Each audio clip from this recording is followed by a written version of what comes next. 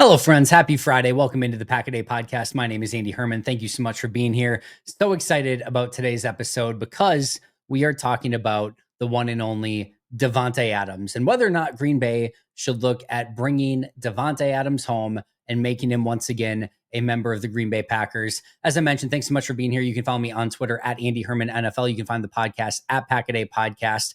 Before we get into Davante Adams, just a couple pieces of news and notes really quick today. Robert Saleh looks like he's going to be the defensive coordinator for the San Francisco 49ers. That's mostly much ado about nothing from a Packers standpoint. He was not likely to be back in Green Bay in any capacity unless Jeff Hafley had received that offer to be a head coach somewhere, specifically with the Jets, and that did not happen. And so therefore, Robert Saleh was not likely to be back in Green Bay. There was no real opportunity there. There was no position big enough that would have, outdone defensive coordinator in San Francisco. So again, from a Packers standpoint, doesn't really affect anything, but he is going to be the 49ers defensive coordinator. So he returns to San Francisco. Meanwhile, in Dallas, there were some rumors and rumblings on Thursday that Rich Bisaccia was a mystery candidate for the Dallas Cowboys head coaching position. There were numerous reports, some that were like, yeah, he's like the Cowboys are considering him, and others that were like, the Cowboys haven't even reached out to Green Bay to speak to Rich Bisaccia. I think the overarching feel here is that it doesn't matter, right? In a variety of different ways. One, I would be willing to bet you a pretty significant wager that Rich Bisaccia will not be the new head coach of the Dallas Cowboys. Like maybe he is somebody that they would like to talk to, or a mystery candidate. I don't know. Well, maybe, sure, whatever. But the odds that Rich Bisaccia becomes the new head coach, I get Dallas is Dallas, and you never quite know for sure. And they could go in any direction from Deion Sanders to Rich Bisaccia. Heck, if they named Dak Prescott player coach, I wouldn't be stunned at this point in time. But I do not see Rich Bisaccia as head coach of the Dallas Cowboys. I just don't see that happening. And furthermore, from the other side of things, I know most people that I hear, at least online and hear talk about it, are like, is Rich Bisaccia going to get fired? Like they would rather have it go in that direction. So I don't know that anyone's really losing sleep if Rich Bisaccia would be taken away from Green Bay and moved into a head coaching job elsewhere. Now, I don't think Rich Bisaccia is going anywhere, period. They're certainly not firing him. He's going to be the special teams coordinator again this year. He's going to remain as the assistant head coach, and the special teams need to perform better. That's a story for another day. But this story to me just doesn't totally track, and I don't think it really matters one way or the other. He's not going to get the job. Even if he did, I don't think anyone's losing sleep over it. So we'll just leave it at that. And the expectation is that he's going to be back in Green Bay as their special teams coordinator in 2025. And then last but not least, Casey Rogers, the defensive line coach for Tampa, who Green Bay interviewed for their open defensive line coach in Green Bay, has signed with the Detroit Lions to be their defensive line coach in Detroit. And immediately I saw, way to go, Green Bay. Detroit got their guy. You missed out on him, and because you took too long or didn't offer enough money. Based on what? Based on what? We have no idea. We have no idea whatsoever. We know that he's going to be the Detroit Lions defensive line coach, but we have no idea if he was the top candidate in Green Bay, if he was the 10th candidate for Green Bay. We have no idea. We have no idea if he was offered already the job in Green Bay and they offered him the most money and he just wanted to go to Detroit. I don't know if he has, who knows? Who absolutely knows?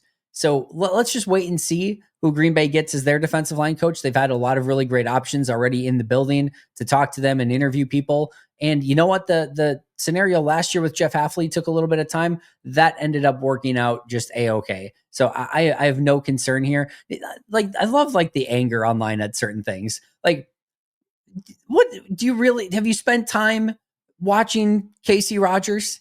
Have you really spent a ton of time getting invested that he's going to be the next great defensive line coach in Green Bay? Really? It's always the funniest things to me. That's what we're going to be upset about now. That Casey Rogers, you didn't even know who Casey Rogers was a week ago. You had no idea. So ease up a little bit here. We have no idea if he was a top candidate for Green Bay. We have no idea what he's going to do in Detroit. Probably wouldn't have had any idea even what he did in Green Bay if he was in Green Bay. So let's just wait and see who they hire, and we'll deep dive it once they get to a new defensive line coach. And just, it's going to be okay. It's going to be okay. I don't think Matt LaFleur and Brian Gutekunst and company are losing any, or especially Matt LaFleur in this case, is going to be losing any sleep tonight because Casey Rogers is in Detroit. They're going to be just fine. I promise you. All right, let's get to our main topic for today, and that is Davante Adams. Now, a couple things that I want to hit off right at the beginning of this. I'm going to be doing a variety of these videos. We're probably going to look at T. Higgins a little bit. I kind of want to look at DK Metcalf with some of those whispers around of, could Green Bay trade for him? I think Justice Mosqueda did a great article over on Acme Packing Company about that potentially being an opportunity. We'll probably look at that a little bit. We'll look at a variety of free agents. I kind of want to look at Drew Dalman a little bit. It's probably not going to be the most viewed episode in the world because I don't know how many people have a huge appetite for a center, but we'll see. Maybe we'll talk about him. Maybe the Eagles defensive lineman, Josh Sweat and Milton Williams, maybe we'll do a joint, but we're going to look at some of these free agents that could make sense for Green Bay or trade candidates that could make sense for Green Bay. So this is just the first of those. And we're going to start off with Davante Adams. The second thing is I would not be making this if I did not think there was at least some chance that Davante Adams could come back home to Green Bay, or I would be doing basically just a copy and paste of the video that I did last year when people were saying, hey, could the Packers trade for Davante Adams? Where I basically said, no, here we kind of broke down some of the reasons why and why not per usual, but the overarching whole video was like, no, it's not going to happen. It's not going to happen, right? I don't feel the same this year. I don't feel like this is a clear and obvious, like, keep dreaming. Yeah, good luck with that. Never going to happen. Whether or not it's super likely, that's a story for another day. But I absolutely do not believe it's impossible. And I would not have taken the time to go watch a bunch of Davante Adams film and post some clips and do the research and check on everything if I thought there was 0.0% chance of Davante Adams coming to Green Bay Packers, especially because it's not like we're super unfamiliar with Davante, right? But I do think that this is actually some possibility, whether that's a 50-50, whether that's a 25-75, whether that's a 5% 95, I don't know. But I do think there is a legitimate possibility that this could happen. I don't think it's a 0.0% chance. I'll just put it that way. And I will add one more thing onto this. Excuse me. These are not the normal sort of things that I entertain as like a good idea, right? For any of you who know me, I do think that you usually, when you have money to spend, go find a premium player. I think that's the better way to go about doing it. You can find good players a lot of different ways. Finding premium players is the really tough thing to do. So go just like Green Bay did last year with Josh Jacobs and Xavier McKinney. I would much rather have that more often than not. Whether or not Davante still fits in that mold, I think the answer is probably yes, but we'll go kind of through that today. But the age thing, right? And we'll talk about it as the positives and minuses of looking at Davante. Usually, I am not for bringing in a older player that is probably towards the tail end of their career. There are a couple in this cycle that I am expecting to be in that category that I think make a lot of sense. Maybe a defensive lineman that we talk about, or a pass rusher that we talk about coming up here that fits that mold as well. But from a Davante Adams standpoint, he is a little bit older. But we're going to talk about why that might be a problem and why that might not be a problem today. And I'll just say one more time, usually not a fan of these sort of transactions. I do think the Davante one is a little bit different for a variety of different reasons that we will get into today.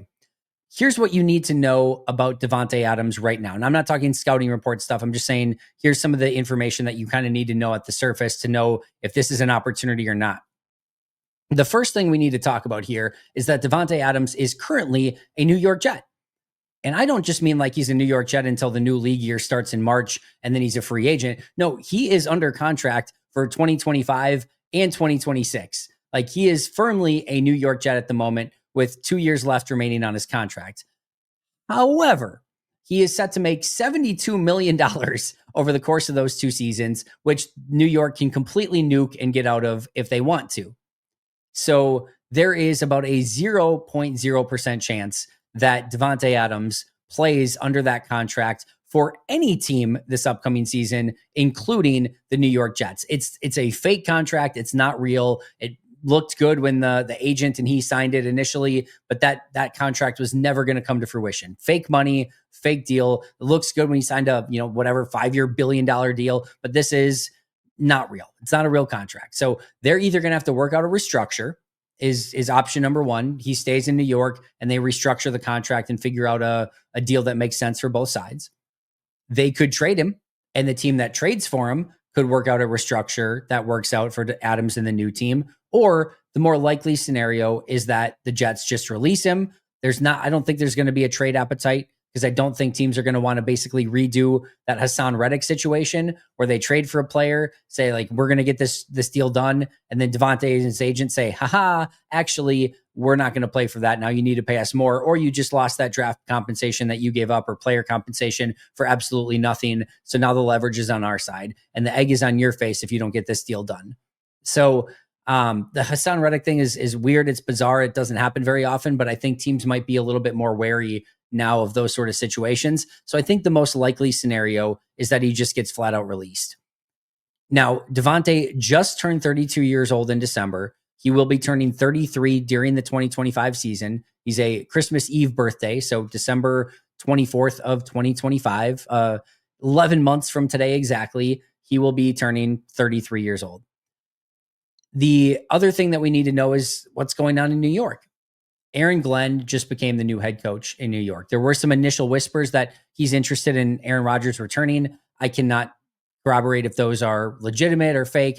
Whatever. It doesn't really matter at this point in time, but it does matter for this conversation, because if Aaron is back in New York, well, that could come with a package deal of wanting Davante Adams with him. He's sort of done that before with Green Bay and Randall Cobb, right? So that could be a package deal. You want me, and he did it, I think, with Lazard too, when Lazard and he went to New York together. So this could be one of those things where, hey, yeah, I'll come back, but you need to keep Davante. All right, well then guess what? Davante's not going anywhere. I also don't know if there's a world in which Davante, like if Aaron does come back and play for another team, is Aaron able to convince Davante to go with him wherever he goes? Now, I don't know whether, like, if he goes to Tennessee or something like that, or if he goes to the Raiders. I don't know if Davante would go back to the Raiders. He'd just talk to Kay Adams and said he'd go back to any team. There's no hard feelings anywhere. So maybe they go to Tennessee together. That could be a package duo wherever, which would mean he would not be available. So that Aaron Rodgers decision and whether or not he plays in New York, that could all factor into this if Davante's even available in the first place. Like I said, the question there could be too, is Rodgers and Adams a package deal somewhere, whether that's Raiders, Titans, somewhere else. And clearly that would not be in Green Bay, because Aaron Rodgers is not coming back to Green Bay. I think that goes without saying. So that's what we need to know about Davante coming into this. Here's what we need to know about the Packers, and specifically their wide receiver core coming into this offseason. Well, first and foremost, we know that Christian Watson is going to be out for a majority of the 2025 season. We also know that Green Bay struggled against man coverage this past year, and their one sort of player that could kind of get off of it consistently and be a playmaker against man coverage was Christian Watson. And now he's going to be out for the majority of 2025. So with that being said, you kind of need somebody that is going to be able to get off of man coverage and can kind of change the calculus of the defense and how they play against you. Hello, Davante Adams. We'll talk about that. We also know that not a single wide receiver in this room took a step forward in 2024. There was a lot of hope and a lot of, I think just projection that Jaden Reed and Dontavian Wicks and Bo Melton and Romeo Doubs and Christian Watson, maybe Malik Heath, were going to be able to take a collective either step or even big step forward in 2024. Unfortunately, that just flat out did not happen. And instead of that, there was some players who stayed kind of status quo, but others who took a step back and just did not have that progress at all. And because of that, what you were thinking going into the season is clearly somebody's going to step up and even become a better receiver than what they were. And by the end of 2023, you were looking at even Melton and Wicks and Reed and Dobbs and Watson and being like, I like all of these guys. They can all play for me. I'm happy to get them on the field anytime. Like that's a great problem to have. And now it's like, well, Watson's out. These guys are struggling to get off of man coverage, and there's a lot of drops, and a couple players took steps backwards or aren't quite viewed in the same light. Romeo Doubs got suspended for a game. Watson's out for a huge chunk of the year. It doesn't exactly look the same as it did a year ago at this time. And on top of that Romeo Doubs and Christian Watson are free agents in 2025, and that changes the calculus as to that need at the wide receiver position. it certainly felt like, and it looked even on the game tape, but also on the All-22, that Jordan looked like he could use a go-to wide receiver, and maybe even more than that or different than that, a reliable target. Just somebody that he knows exactly where they're going to be and exactly what route they're going to run, and what, that he can go to a player like that in a key situation. Didn't really felt like he had that level of comfortability to just be like, yep, I know exactly where this receiver is going to be. And in a key moment, in a clutch moment, I can go and look in that direction. He didn't have that. He would have that in a situation where they maybe went out and got a player like Davante Adams. Now, we also know that Goody just said in his press conference that they don't like the ROI on spending big money for wide receivers that are number one targets in an offense. They said usually that's not the way that Super Bowls are won. I'm paraphrasing here a bit, but that's not usually what they like to do. So that's noteworthy. The other noteworthy thing is he doesn't like players at the tail ends of their careers.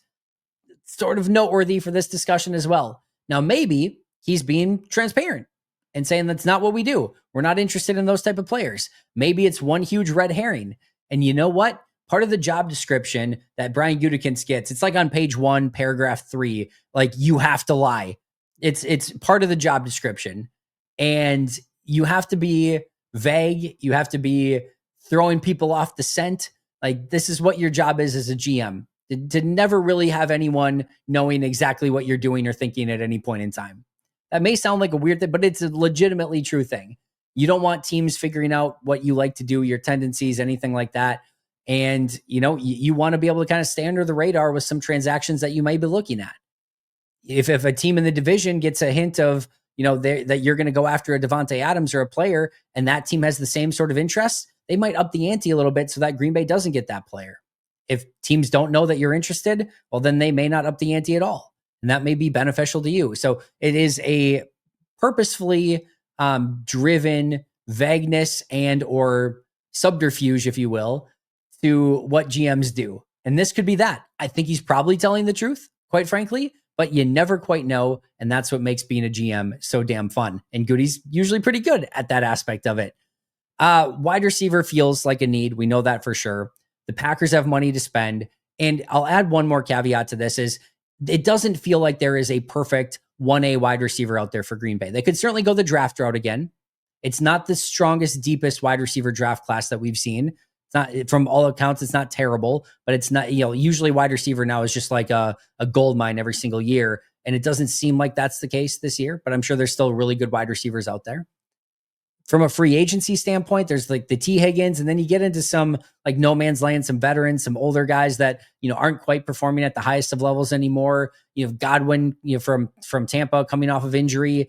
There's not that perfect wide receiver. Now, maybe somebody gets released in the coming days, or maybe there is a trade for somebody like a DK Metcalf that could make sense for Green Bay. But on paper right now, the free agents that are out there's not one that you look at kind of like we looked at Xavier McKinney last year at safety and be like, that's the guy. There's not that at wide receiver, unless maybe Davante Adams is that guy. Let's talk about that. So we talked about what we need to know about Davante. We talked about what we need to know about the Packers. We also need to consider Davante and the Packers together. The thing we should know is that they do have familiarity with each other, specifically knowing that Davante's worked with Matt LaFleur. He knows the offense. It's evolved, of course. You'd have to learn some nuances of it, but he has fit very well within this offense in the past. He seems to have a great deal of respect and admiration for Jordan Love.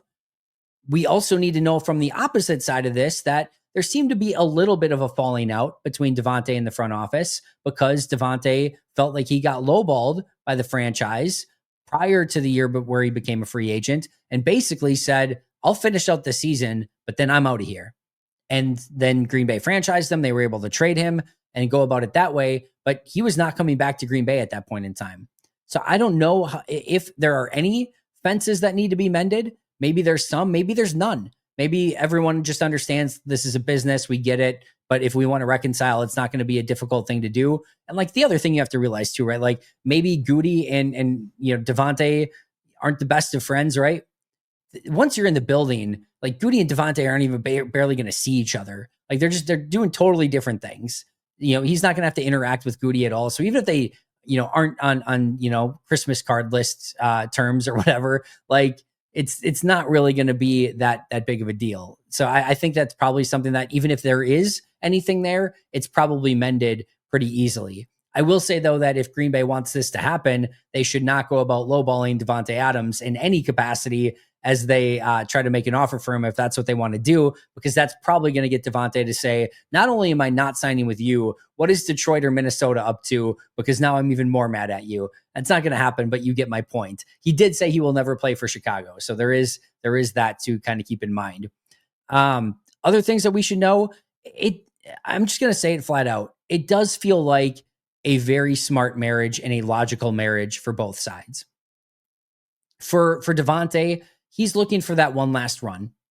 He's looking to go and try to win a Super Bowl. He's looking for a playoff contender, which Green Bay, we know, is a playoff contender. It's seemingly a couple pieces away from maybe being a Super Bowl contender. And you would think that Davante is, and that he would certainly think that he could be that difference maker between a team that is maybe struggling a little bit and a team, or, to get over that hump and make it to a Super Bowl, and being that guy that can actually help Green Bay get to the Super Bowl. I would think that Davante would feel pretty strongly about that. So from Davante's standpoint, he's going to get another big contract. He gets to go back to Green Bay, finish his career maybe where he started it, work with Jordan Love, who he got some familiarity with when they were there or together previously, and make a run at this thing. It would seem to make sense from Davante's point of view. From Green Bay's point of view, you need kind of a leader in that locker room, especially at the wide receiver position. You need a playmaker. You need somebody that can get off of man coverage. And there's not that perfect 1A guy out there. So maybe it just is a Davante Adams, and they could use that exact guy. And it feels like if you get Davante, everything in the pecking order sort of sets into place. Let's put Christian Watson to the side for a moment, because we don't know when he's going to come back. It's going to be later in the year. Davante as your 1, Romeo as your 2, Jaden Reed as your 3, with Dontavian Wicks getting some snaps in there as well. And then you can kind of figure out the rest from there. That feels right. It feels like, yeah, Davante's a number 1. Rome's a number 2. Reed's the slot guy, right? And kind of not necessarily number 3, but a playmaker from the slot with Tucker Kraft and Josh Jacobs. Like, hell yeah. Doesn't that just kind of feel right? Jordan at QB, Josh Jacobs in the backfield, Tucker Kraft at tight end, Davante and Romeo out wide with Jaden Reed in the slot. And when Watson comes back, you can use Watson outside a little bit as well. Maybe sub him in for Romeo, get that speed going down the field, open up more things for Davante Adams. Doesn't it just kind of feel right? This does feel like a marriage that kind of makes sense for Green Bay and kind of makes sense for Davante Adams. It feels like it could legitimately be a fit. Whether or not that happens will remain to be seen. And then last but not least, well, what about Davante Adams himself? Is he still a good player? The age thing, how much does it matter? Well, I went through and I watched a lot of his tape from New York and Vegas this past year, a lot of his 2024 tape, because I wanted to know, what does Davante Adams still look like? And I'll be transparent. One of the things that I looked at with Adams, or like just sort of like as I was watching some Jets games, especially at the end of the year, just happened to have it on, Davante was making plays and I'm like, man, you forget just how good he is. You just forget the type of playmaker that he can be. And he was still showing it in 2024.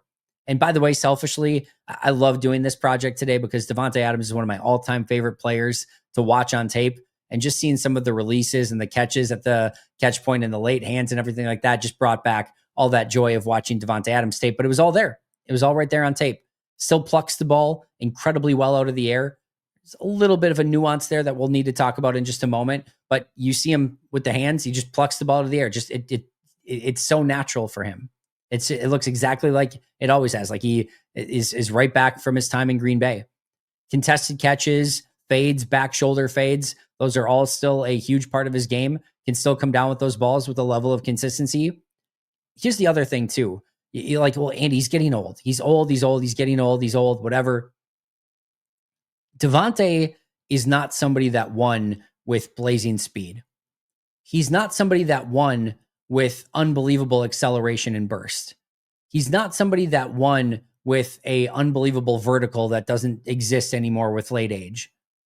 Davante won because he knows how to set up corners. He's an unbelievable route runner. His releases at the line of scrimmage are fantastic. He's a pure artist at the position, and he just knows how to get open. Against man, against zone, it doesn't matter. He knows how to sit down in zones. He knows exactly what you're going to do as a defender before you do it. He uses that against you and he gets open. That doesn't age. Your speed might go, your acceleration, your run after the catch, your jumping ability, your leaping ability, those things might leave you at some point. Understanding how to uncover, get open, release off the line of scrimmage, run crisp routes, that stuff does not leave you. Now, you still need some of that other stuff. You can't be, me out there. I could know how to release off the line of scrimmage and I could know how to uncover. I don't, but if I did, it still wouldn't matter because my 5'3" 40 is probably not going to get me very far, right? And as soon as I catch the ball, I'm going to probably be in a wheelchair for the remainder of my life. So it's not just that, but the fact that he can win at a level still that is very reminiscent of what he was doing in Green Bay, because the game for him is still the same. The corners were faster than him back when he was in Green Bay. That's not how he won. He won with nuance. He won with route running. He won with skill and artistry at the position, and he's still very much doing that. He also has veteran savvy, how to uncover against zones, knowing whether it's man or zone. And what showed up on tape again as a member of the Jets a lot, actually the Raiders too, was, when we're seeing all these teams now come with these exotic blitzes, right? Well, especially when he's in the slot, there are those moments where he knows exactly the route to run and the smoke route that he needs to do to get the ball in his hands. And he's going to alert the quarterback. The quarterback's going to see him and he's going to get open quick, catch the ball, and he's going to get a 7-8 yard gain out of it almost every single time. So if you're going to blitz over Davante, you just know that the ball is probably coming his way and it's going to be a positive gain in that situation. It's just, again, that veteran savvy, that know-all, but from just playing in the game for so long and doing it at such a high level. The late hands are still there. He knows how to uncover against zone coverage. Big time red zone weapons still too. I mean, multiple touchdowns in the red zone area from a variety of different concepts. Still, again, he knows just how to separate, knows how to use his body, good body control, good hands, the fades, all of it, the late hands, it all leads you to a player that's very disruptive and in a good way for the offense, a bad way for the defense as a red zone weapon. Still got that toe drag swag, multiple toe drag swag catches this past year. Easy for me to say. The releases still look really good. The fade slant, right? He will run that fade route and he'll run that fade route and he'll run that fade route. And then all of a sudden he's going to go for the fade route and he just crosses you over, goes for the slant, and he's just got acres of separation. Makes you look silly. Can be the opposite too. He's going to juke you at the line, run the slant. Juke you at the line, run the slant. Juke you at the line, run the slant. Juke you at the line, you bite the slant, boom. Easy separation for days. He's going to set you up. Like he's so smart at the position. It's really, really fun to watch.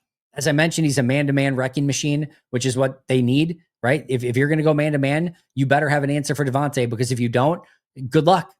It's not going to work. He's going to get off of it and he's going to be open. And that would be a huge win for Green Bay because it is something they've struggled with quite a bit. Still draws plenty of pass interference penalties. He can play outside and in the slot. This past year played 431 snaps out wide, 361 in the slot per Pro Football Focus. PFF grades still checking out, 79.1 grade in 2023, 75.8 in 2024. Now it's down. He was in his 90s, in the 90s per PFF in 2020, 21, and 22. So the 3 years prior, all 90 or above. He's now in that 75.8, 79 range. But I think a lot of that was or at least a little bit of that was due to some poor quarterback play mixed in there as well. Not having teams that were competitive. I think it would help him get back to that form a little bit in Green Bay. It's not even bad. Those are still really good scores. By the way, the 75.8 that he had last year would have easily been Green Bay's best receiver. The next one was Jaden Reed at 71.7. So Adams would have been the clear best wide receiver just based on the PFF grade this last year as well. And then just look at the stats. You don't just want to box score scout this thing, but 85 catches, 1,063 yards, 8 touchdowns. He only played in 14 games. Imagine if he played in 3 more in a full 17. You're probably looking at 100 catches, 1,200 yards, 10 touchdowns, 10 touchdowns. That's what he was doing last year with part of the season with Gardner Minshew at quarterback and not, the Raiders fest, missing a few games. And then, the Aaron Rodgers Jets thing didn't exactly go according to plan either. He still put up 85 catches, 1,000 yards, 8 touchdowns in only 14 games. So he is still performing at a very high level. The negatives, the blocking is rough. It feels like it's even worse than it was. And that's a big deal for Matt. He wants guys out there that are going to give their all and be good blockers. Now there'll be a block here or there where he's serviceable at it, but there are some really bad blocks on tape. And, Matt would have to figure out a way to work around that and have a guy that's a little bit of an exception. Maybe he feels like, yeah, that's okay. Maybe he doesn't, but the blocking was definitely a weakness of Davante's this past year. As mentioned, he's going to be 33 years old. He's played 9,891 career snaps. So he is bordering on 10,000 snaps in his career. It's a lot of wear and tear. You get to that point in your career and injuries are more likely to happen. But guess what? They've been massively banged up at wide receiver with all the young guys too. And again, this player has a skill set of what you need in this offense currently. And you look around the landscape of free agency, and there's not a ton of players that fit that skill set perfectly. I will say it doesn't seem to me, I could be wrong here, it doesn't seem to me that he's quite as explosive out of his breaks or after the catch. I think there probably is a slight slowing down, which you would expect, right? It's not supposed to be the same at age 32 as it is at age 26. There's going to be a difference there, but he can still make all the plays. And I posted a variety of them over on my Twitter page at Andy Herman NFL if you want to check those out, and still was getting open down the field, was making contested catches, was getting open with consistency. Like, again, 85, 1,000, 8 touchdowns in 14 games this past year for Davante. Still some really, really good stuff on tape. And then last but not least, 10 drops this past year, 9 in 2023. To put that in comparison, Jaden Reed, who led the league in drops, was right there with 10, right? This is per PFF, so sometimes the statistics are a little bit different, but PFF charted Davante with 10 drops this past year. It was concentration drops. It looked weird. You're not used to really seeing that with Davante as much. So just that, is something to be cognizant of, if nothing else. Other than that, no real negatives on tape. He still looked like a really, really good player. So then that begs the question, is it a fit? I think the answer is yes and no. He definitely fits the need of what they need and sort of should be looking for as that kind of number one wide receiver in the room. Somebody that can get open consistently, give Jordan Love a little bit of a security blanket. I don't think you need to spam him, 15 times a game anymore. We're past that point in time. But if that's kind of your first look, then he probably should be your first look still. He resets that wide receiver room, which I think is a really good thing. He goes to kind of that one, and then Dobbs, and then Reed, and then Wicks, and so on and so forth. So I think that makes a ton of sense. I think he makes up for a lot of the, sort of deficiencies that are there right now, meaning the things that they're bad at, he kind of covers up those warts. And whether it's against man or zone or anything that they're struggling with, Davante can kind of cover it to some extent. He's still a really dynamic player, and he has a skill set that, despite his age, should continue to age well, because again, he's not basing it off of speed, athleticism, anything like that. It's based off of nuance and route running, which is still really, really good for him. But he's not a great blocker, which is usually not a fit for Matt LaFleur. He's getting older, and it's kind of like investing money into a used car, right? You could do something new. You're not exactly sure what you're going to get sometimes, but you're usually going to get something right off the lot. And, on the flip side, with a used car, it depreciates fast, and, it can, definitely break down a little bit easier. You're not getting that new car smell, for lack of a better term. So you have to be cognizant of, hey, this is something that is, could break down quicker, or maybe there is going to be a steeper decline over the next 2 seasons. But I still think if you look at his tape, you feel really good of where he's at, and you're not giving him some 5-year, $150 million deal here, right? You'd probably be looking at a 1 or 2 year deal, with some guarantees, probably a deal that you could potentially get out of to some extent next year if things go awry. And he's here to help you kind of in the here and now. And when you don't have that perfect wide receiver option that's available, I think that could make a little more sense for the Packers. Will it happen? My verdict would say small chance. I think it's mostly unlikely. I personally would not hate it. I'll be honest. When I went into watching the tape, I thought I was going to be all in. And it may be like, if I'm just naive and stupid, and if I'm just in this for the money, I would probably come out at the beginning of the episode and be like, Davante Adams needs to be a Green Bay Packer, get him back, and be all fired up about it. I'm just always going to be honest. I watched this tape. I really liked it. I think it's still really fun. I think he fits well within everything that Green Bay would want to do. I did see some stuff at times where I'm like, all right, it's not quite the same. It's not quite the same. It's still really, really good. And if they somehow found a way to get Davante Adams, I would legitimately be excited about it. And I think it can legitimately help Green Bay. Where I guess where I'm at is this all comes down to dollars and cents. If this is anything over 20 million, it should be a complete non-starter, meaning per season. If it's anything like that, if this is anything 3 years or longer, it should be a complete non-starter. Like for me, if it's 1 year and under 20 million, I want to have that conversation. If it's 2 years and under, 40 million, meaning you're not giving 20 mil per year and you can get out of portions of that second year, I want to have a conversation about it. To me, where I'm at is 1 year, 15 million, 1 year, let's just say 17 million, because we'll throw the number 17 in there. It's something like that. If it's 1 year, like 15 or less than that, I'm all in.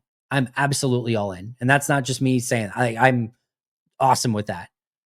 My guess is this needs to be somewhere like 2 years, like 42 million. And I'm not quite sure that that's the best use of resources. That to me gets me to a point of like, you know what? I think I'm going to shop around a little bit. So again, my verdict is I wouldn't hate it. I think it comes down to the money. I think there's a small chance that it happens. I think it's unlikely. I'm going to put the odds at somewhere between 5 and 10% that Davante Adams returns as a member of the Green Bay Packer. But for me, it depends on the cost. And I'm very intrigued to see where he ends up. Is he a, package with Aaron Rodgers? Could he end back up in Green Bay? Does Green Bay show any interest? Do we get any rumors or rumblings that Green Bay's talking to his agent? I'm very intrigued. And I'll say it one more time. Even if like they sign him to a 2-year, $50 million deal, which is probably really stupid, I'm still not going to be upset that they went out and got Davante Adams. I'm still going to be jacked up. One of my favorite players of all time in Green Bay. Would love to see him back in the green and gold, wearing number 17. We'll see if it happens or not. Again, I'm a little bit more on, let's see what the contract would entail. And if it's less than 20, I'm interested. Less than 15, I'm all in. Over 20, I think I probably want to maybe save that and spend it somewhere else. That's where I'm at. I hope you guys enjoyed this episode. Always love talking Packers with you guys. Thank you so much for the opportunity. Let me know what you guys think. Should Davante Adams be a Green Bay Packer? And after hearing the episode today, are you more inclined or less inclined to want him back? I'd be interested to see if the episode today changed your mind one way or the other, either positive or negative. Because I try to leave it open-ended. What I always try to do is I want to leave it open to you. Here's what I saw. I know everyone doesn't get the time to spend, hours watching Davante Adams on tape last year. So my goal always in these situations, whether it's the grades that I do or anything, is let me be your eyes. I'm going to tell you what I saw. Hopefully I'm a good, descriptor of what's going on. And then you guys can decide on your own. And so I'm always interested of like, all right, what I went over today, are you now more like, yeah, hell yeah, I want Davante back? Or are you more like, you know what, I'm good? And was that a change from where you were going into this? I always love hearing those things. So let me know in the comments. Shout out to our All-Pro and Hall of Fame members, Mo State of Minnesota, and PJ Wynn, John Wild, Brandon Paletta, Jennifer Wright, Boom Handel, Donna Lee, Lori Lord, Baby QB, David McCluskey, Donald Decker, Alex Huang, Arnoldo Espinoza, Peter Rataka, Jay Zimmerman, B. Brown, Puerto Rican Packer, Dan Guestford, Step Keat, Lovin' Football, Dylan, Pat Scott, Bobby Santoro, SoCal Pack, Allison Tuckwab, Chris Rager, Izzy Roberts, and Ian Ewing. I will see you guys tomorrow. But until next time, and as always, go Pack Go.